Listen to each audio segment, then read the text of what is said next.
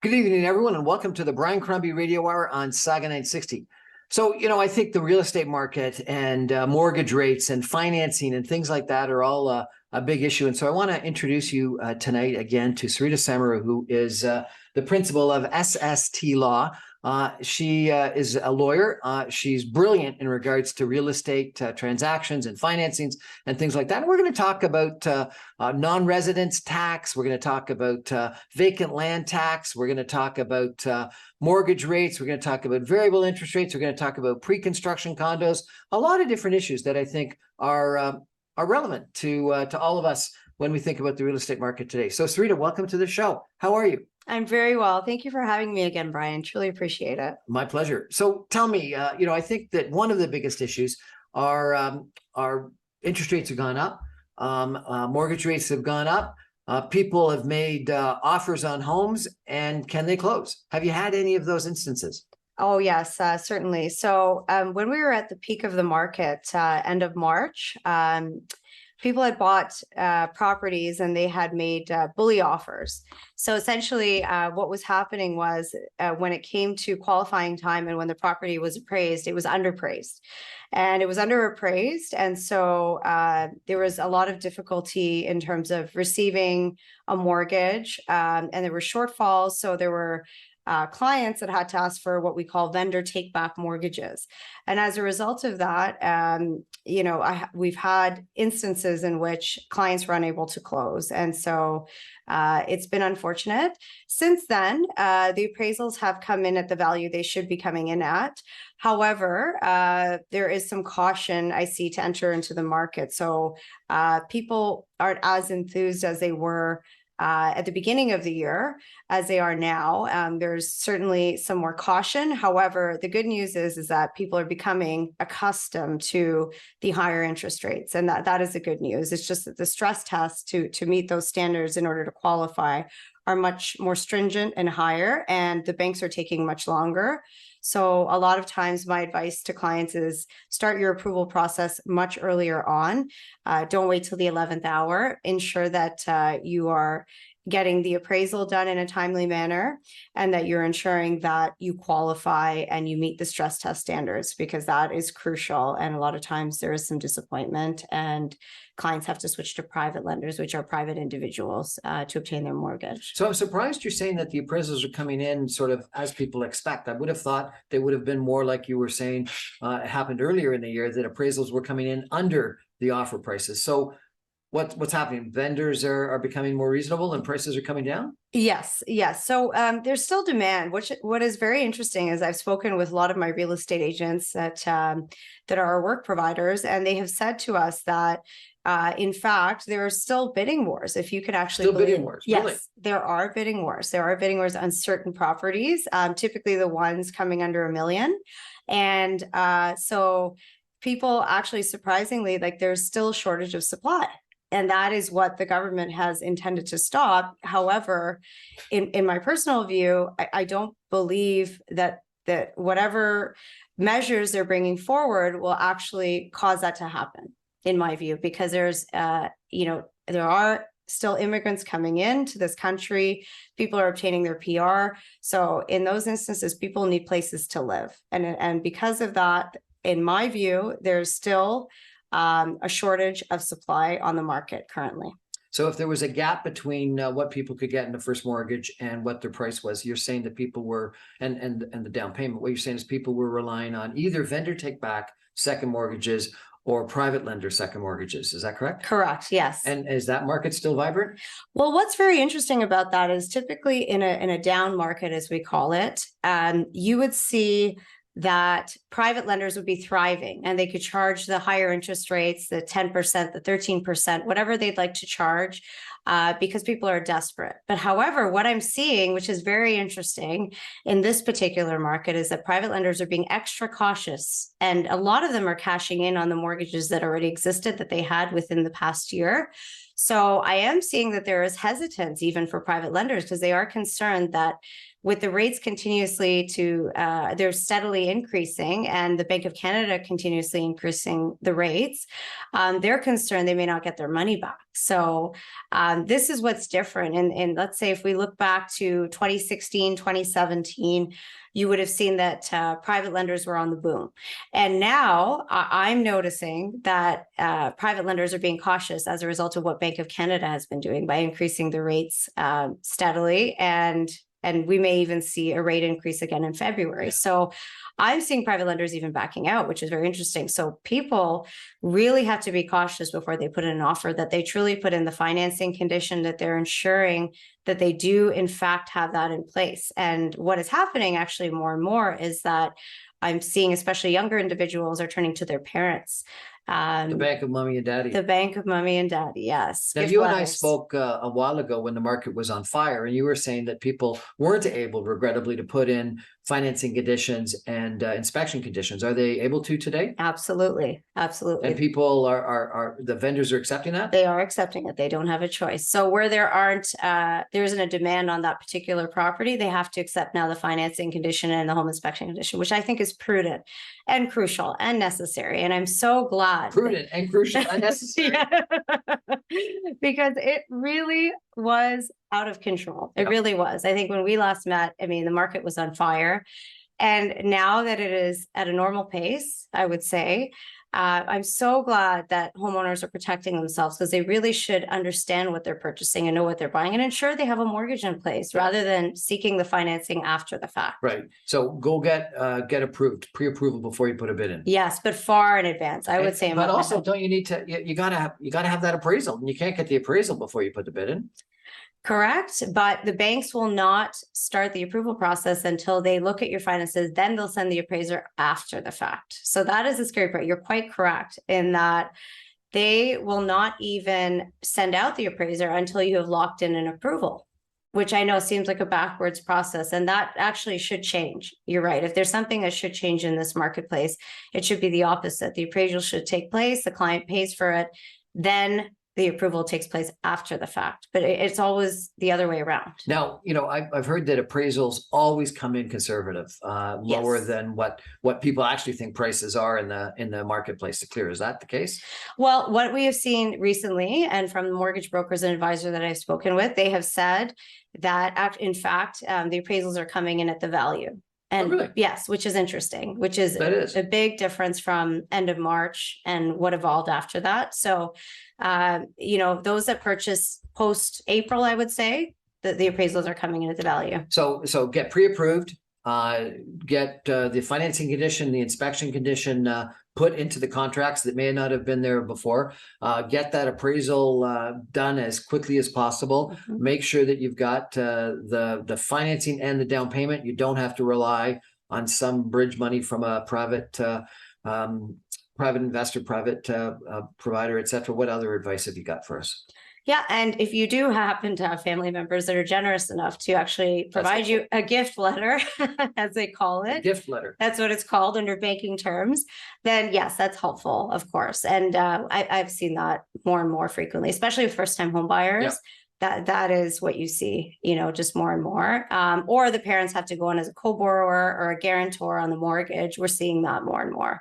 However, the first-time home buyers, it's an excellent time to buy. The prices are what they should be at for those trying to break into the market. So you don't think the market's going to come down more because of demand that you say, all the immigration and lack of supply? You don't think the prices are going to come down? I think they're going to remain steady at what they're currently at. I mean, they have dropped at least by 30%. You think they've dropped by 30%? 20 to 30 at really? least. So yes. I heard that volume is down like 47%, but prices aren't down that much. You're saying prices are down 20 to 30%. Yeah, prices are down. This is a great time to buy. It's similar to, the stock market approach, buy low, sell high. It's exactly the same. So, this is my personal view that if you are looking, I would say what I'm seeing a lot of, if you're not a first-time home buyer, investors are just running into the market. Those that happen to have equity. Yes. So I'm seeing a lot of my investor clients, they're purchasing commercial properties, they're purchasing investment properties. this is a great time for investors because, prices that maybe typically you wouldn't see at $1 million might be 1.5 as an example. You can get it for a much lower price. Really? That's Yes. fun. Well, that's a lot Yes. more optimistic than a lot of other people I've spoken to. So thank you for that. So let's talk about a couple of other issues that we were going to address. So foreign buyer, what do you think of that new restriction? And explain what it is. Yes, and of tell us what you course. think its impact. Yeah. So again, I guess the policy reasoning is to prevent those non-residents and ensuring that there are not vacant properties. Because I don't necessarily believe that the government wants to deter immigrants from purchasing properties, but they want immigrants that are serious about residing in Canada and obtaining a PR status. So the 2-year foreign ban is effective from January 1st, 2023, which is coming, it's forthcoming. And then we also have the non-resident tax. So for those that purchased prior to January 1st, 2023, there's a 25% non-resident tax. Tax on what? Tax on the purchase price. So the actual 25% tax on the purchase price. Yes. And that's huge. People are paying it. But if you purchase prior to March 30th, 2022, then you would be paying 20%, depending where you fall in the rules. So you either pay 20% or 25%. I had a client who recently paid 20% on top of the purchase price. So you're buying $1 million house or $1 million condo. You're spending $250,000 to the federal government. Correct. Yeah. And people are still buying? And yes. And it's submitted at the time that you submit land transfer tax. So it is all deducted on the same day and has to be submitted along with the land transfer tax, which is interesting. So Ouch. It is, but it is claimable. If you do get your PR within 4 years of being a non-resident and purchasing and paying that tax, you can claim it back. Do you think it's a helpful policy to put in place? It is helpful because what we were seeing previously was that properties were remaining vacant and empty. And we talk about affordable housing and that people should have a place to live. Even if you're renting, whether you're buying or renting, there should be housing. And so that is the crisis that we're in right now, is more the housing crisis. So the fact that people were leaving properties completely empty wasn't fair to those Canadians that were here. Do you think there were that many that were left empty? Yes, condominiums in particular in Toronto. You see, I disagree with you. Okay. And so I think that actually it's a really harmful policy to put in place.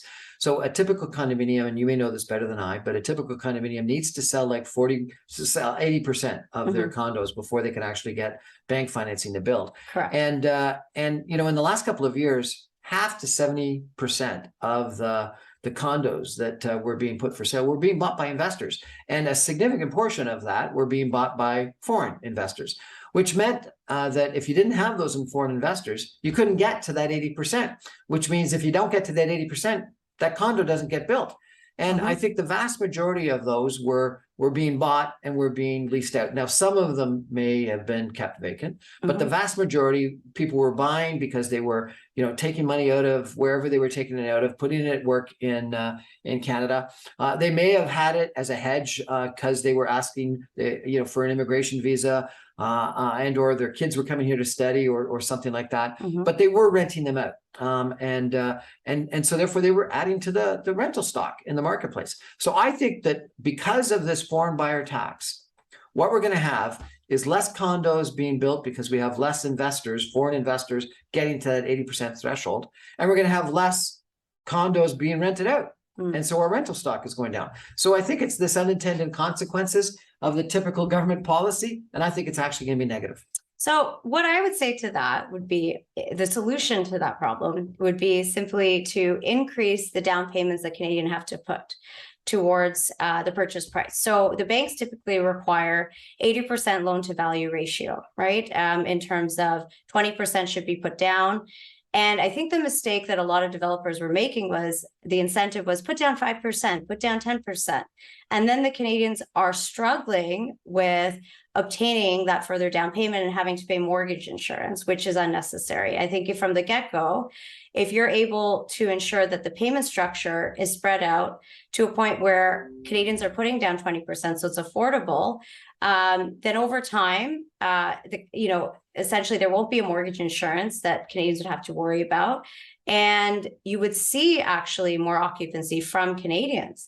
What was happening, what we were seeing was that these foreign buyers were coming in a lot of these condos. And you're right. I mean, it is onerous. Don't get me wrong. I think it is onerous to tax to that extent. However, the state says that, if you go to Florida as an example, there's a 30% tax on foreign buyers. So, other jurisdictions are doing it. However, I think the mistake that developers make is that there needs to be a larger down payment. And I think that with that, the approvals will be better because the banks favor those that put down 20% versus 5, 10, 15 and have to pay the CMHC fee. And it's less of an onerous process to go through in order to be qualified. So in my view, I think the solution would be just to ensure Canadians ensure they have a hefty down payment and more time to make that down payment to the builder. But the builders also have been very unfair in charging excessive fees. I had one development where one client was charged $100,000 in builder fees. Out of that $100,000 was a $26,000 utility setup charge. How is that fair? I think there needs to be regulation. Utility setup charge. Yes. That sounds outrageous. So I think that actually, in fact, the developers, there needs to be stronger provisions within the Condo Act so that it's not a free-for-all for what Canadians are charged. Because actually, where Canadians run into trouble, what my clients run into trouble is at the very end when they're hit with the closing costs that they didn't anticipate. And when reading through the agreement, there are loopholes, which you try to close as a lawyer at the very beginning, but you cannot because there's a free-for-all section which the builders is subject to change. Right. There's increased development levy surcharges. They can charge those increased charges. They can charge that, and so it's a surprise for clients on closing. And whereas there are some developers that are extremely fair and follow the contract and the intent of it, but there are some developers that have taken complete advantage. Well, so there's been a controversy of late about these pre-construction condo sales that don't actually end up going through in the end, and litigation between the developers and the buyers. Tell us about that if you could. Oh, absolutely. I can give you many examples of that. So actually this morning, I received an email from a client who purchased a condo for $725,000. The builder is going to cancel the deal, return all deposits in full without interest, and give it $1,000 incentive for coming out of the deal, or you can pay $950. Tell me how that is even legal. So in other words, the price has gone up. You got to pay more, or you can. That's right. That should be outlawed. I mean, but again, our government is not controlling these contracts and what, there should, similar to what. But construction pricing has gone up dramatically. Correct. The city of Toronto increased development fees by 47% last year. And I know the provincial government's trying to bring those down, but that's what it was. So, don't you have some sympathy for the developers that have? I absolutely do. And the trades have increased their charges as well. So I completely empathize in that sense. However, you should honor your contract. You should honor your contract. Yes. No reneging contracts. That's right. That's right. I agree with that. No reneging on contracts. Yeah. So I think that, it's unfortunate. I'm seeing a lot of clients just hit with many surprises, and the bank, you cannot pad that into your mortgage, those additional fees, those loopholes within the contract. And again, a lot of lawyers don't explain too, if you don't make it your principal residence to live there for one full year from the closing date, you're hit with an additional $24,000 on closing, which also the bank does not cover. So it's a lot of, a lot of things need to be changed. The Condo Act is outdated from 1998. It needs to be amended. And I think it needs to be fair for both parties. There needs to be some consultation done. And I think it's in the works in terms of everyone understands it's outdated, but nothing is being done about it on both sides, right? Well, I think we really need some improvement on that because I think these pre-construction condo contracts do need to be honored. And I think that there's been a raft of them that haven't been honored. And for potentially reasonable business reasons with construction price increases. But I think there's other ways that good developers have got to insulate themselves from those kind of increases that to a certain extent can and should be expected. We're going to take a break for some messages and be back in just 2 minutes with Sarita Samaroo of SST Law Firm. And we're going to talk a little bit about vacant building restrictions, and then also about mortgages, variable interest rates versus fixed rates, etc. Stay with us, everybody. We'll be back in 2 minutes. Welcome back, everyone, to the Brian Crombie Radio Hour on Saga 960. My guest tonight is Sarita Samaroo of SST Law Firm. She's a real estate lawyer, does a lot of work with people closing homes and closing mortgages and condos, etc. We've been talking about foreign buyer tax. We've been talking about condominiums and pre-construction condos and those contracts. One of the things I wanted to talk about that I actually think makes sense, but you've got difficulty with the pricing of, is this vacant land tax. Because I do think that, I don't have a problem with foreign buyers, but I do have a problem with anyone buying and then just keeping it vacant. So tell me, about this vacant land tax, if you could. Yeah, so it started off as a pilot project in Ottawa, and now it's evolved. And recently, City of Toronto owners have received a notice, and so you have to make a declaration every year online, whether you have remained at your property, the property that you own in Toronto, for at least 6 months.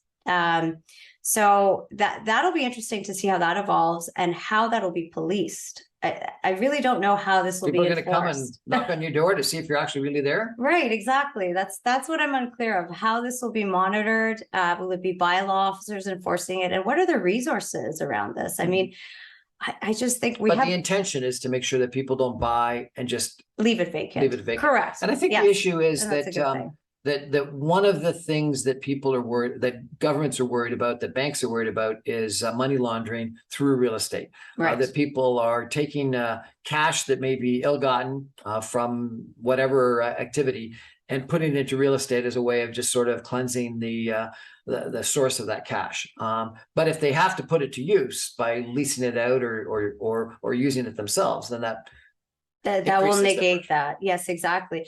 Well, what's really interesting, it has really tightened up in our real estate industry in terms of, how to prevent money laundering. So the title insurance companies, which protect you mainly against fraud and impersonation, they had a high number of frauds in 2021. One company alone had about 14 million in fraud. Really? Yes. And so what they instituted is they brought in programs in which, especially the frauds tend to happen with private lenders. So a lot of people will put on unauthorized second mortgages behind first mortgages. So what they have brought in is a program, it's called Tree Fort, which is really interesting, where it does a face scan of the person from their ID. It'll ask you to input your banking details, all very securely. And this was developed by the Toronto Police Services. And just to ensure that you are not the fraudulent person. And additionally, title insurance now sometimes will ask for additional pieces of ID, such as your cell phone bill, just to ensure you are who you say you are. Yep. Yeah.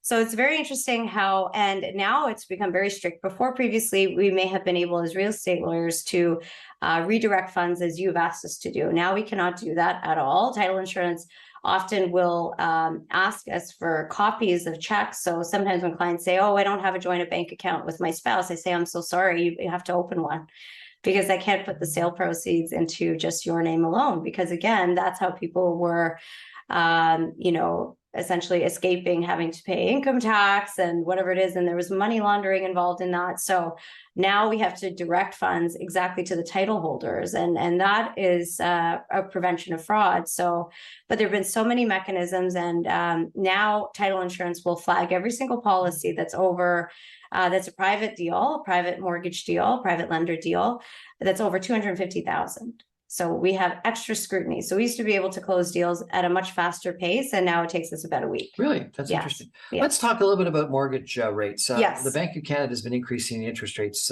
fairly aggressively over the course of the last couple of months. Yes, they have. What do you think? Is that a good policy, a bad policy? I think it's too aggressive, too quick. I think they overdid it. I think at the time that we were going through the lockdown phase, that they should have increased it gradually from that period. I think it was done way too quickly. So started earlier. Yeah, started earlier. But more gradual of an increase. Exactly. I mean, I have clients, it's so unfortunate. They had variable rate mortgages. They locked in at, 1.2%. And now once you reach something called your trigger rate, you have to actually call into the bank and increase your payments. And so it's so unfortunate, because it could make the difference between what you were paying, and maybe now you have to pay a couple thousand more monthly just to maintain your mortgage. So you're not paying interest only payments, and you're making payments towards your principal. So I don't agree with their methodology. But I understand that they're trying to bring down inflation, and it's for the greater good essentially. But whether they'll meet their target of bringing down inflation to 2% will be interesting to see what evolves. Now, you're not a mortgage broker, I know, but you must advise people, and you're closing the debt that people enter into, the mortgages they enter into. What's your advice these days? Stay variable and count that the Bank of Canada is going to be successful and interest rates are going to come down in the future, or no, because interest rates are higher and going higher, lock in long-term rates? So my advice to people is that if you locked in during 2020-21 at around 1.4, 1.3, you were so bloody lucky. It's amazing. Yes, exactly. That's what everyone thought. I would say ride out the storm. And then if you're able to, when the rates do go down, hopefully we're hoping by the spring, if inflation goes down to what they're saying, 2%, then just continue with variable, increase your payments or put a lump sum if that's a possibility. If you're refinancing and you have no choice because your term has ended, I would say maybe lock yourself into a 1-year fixed rate and then renew at that time, because by then the interest rates they're anticipating will go down. Yes. So that's what I'm seeing a lot of right now. A lot of my clients that are purchasing properties have entered into, I've seen 5.95 seems to be on every mortgage commitment right now, approximately, is a going rate for 1-year fixed. They're locking in a 1-year, 2-year term, but not more than that. Right. Okay. So. You think the market's come down. So you think today's a good time to buy? It is. I believe in that. Buy low, sell high. And pick a good real estate agent and an excellent real estate lawyer. Probably the other good advice you got. I would hope they would. We would love to help if they would like to use us. If people want to use you, how do they contact you? Do you have a website? Yes, we do. What is it? SSTlaw.ca. SSTlaw.ca. Yes. Sarita Samaroo, SSTlaw.ca. She's got some good advice on variable versus fixed rates. Go fixed for a year and then renew next year, assuming that the Bank of Canada is successful in bringing rates down. She thinks that that prices have actually come down 20 to 30% already. I didn't expect that. It's not what I've heard from others, but if she's right, then it might be actually a good time to buy. It's probably a good time to start looking if you're in the market. We disagree on foreign buyers tax, but it sounds like we agree on the vacant land tax. And so interesting look at the marketplace. I think that one of the things that Sarita has said, which I think is completely true, is Toronto is still going to be in demand. There's lots of immigrants coming to Canada, 500,000 a year. More than half of them come to the Greater Toronto Area. The CMHC has talked about 1.5 million homes that we need to build in excess of the homes that we currently have. I think we may be in for a rocky ride for a while as the Bank of Canada increases and then hopefully decreases interest rates. But long term, real estate has got to be one of the best investments. And I guess the last thing and the most important thing is never renege on a contract, right? That's right. Never renege on a contract. That's our show for tonight. Thanks for joining us. I remind you, I'm on every Monday through Friday at 6 p.m. on Saga 960 AM. You can stream me online at www.saga960am.ca. And as a warning, the next 2 weeks, I'm going to be doing the best of Brian. We're not going to be doing live shows. We're going to be doing repeats of the best shows of the last year. So that'll be interesting in of itself. Stay tuned. Bye-bye.